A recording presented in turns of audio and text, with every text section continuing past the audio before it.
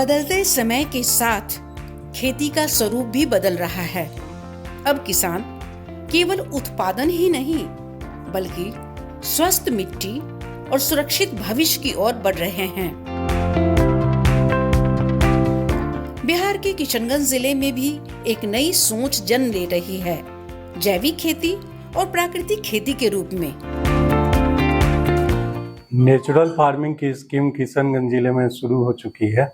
इस स्कीम में 750 किसानों के बीच में ये स्कीम 7 क्लस्टर में किया जा रहा है, जिनमें सर्वप्रथम जो मास्टर ट्रेनर है उनकी प्रशिक्षण हुई है।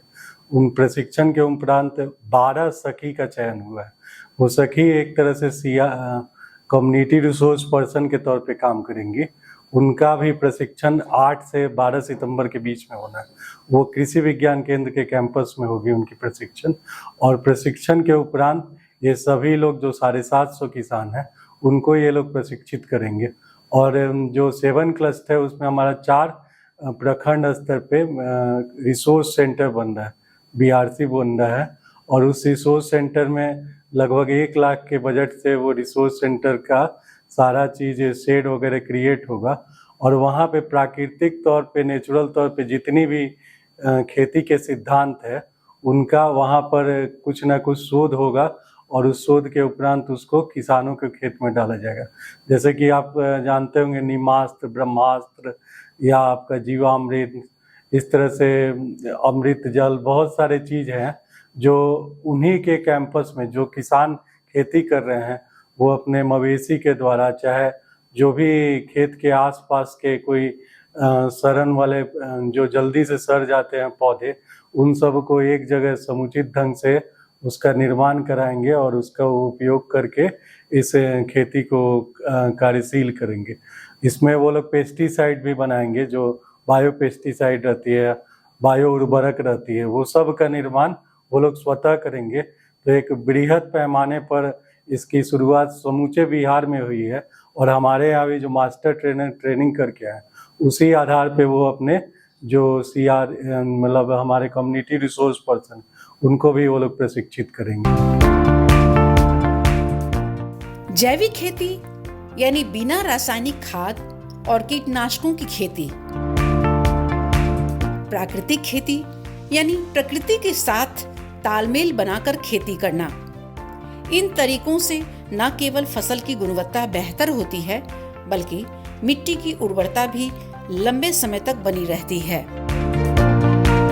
नोनी गोपाल सिन्हा, ग्राम भोड़ादा, पोस्ट भोड़ादा, थाना बागरई, जिला किशनगंज। जो भी फसल होता है उस फसल जो है वो स्वादिष्ट होता है और उसमें किसी प्रकार का भी किसी तरह का डर नहीं रहता है रासायनिक खाद से।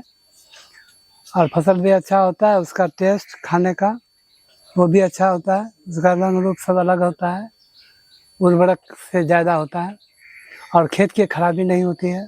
बाजार में जो सामान मिल रहा है फल सब्जी उससे ज़्यादा इसमें अधिक हो रहा है, पैसा भी ज़्यादा मिलता है।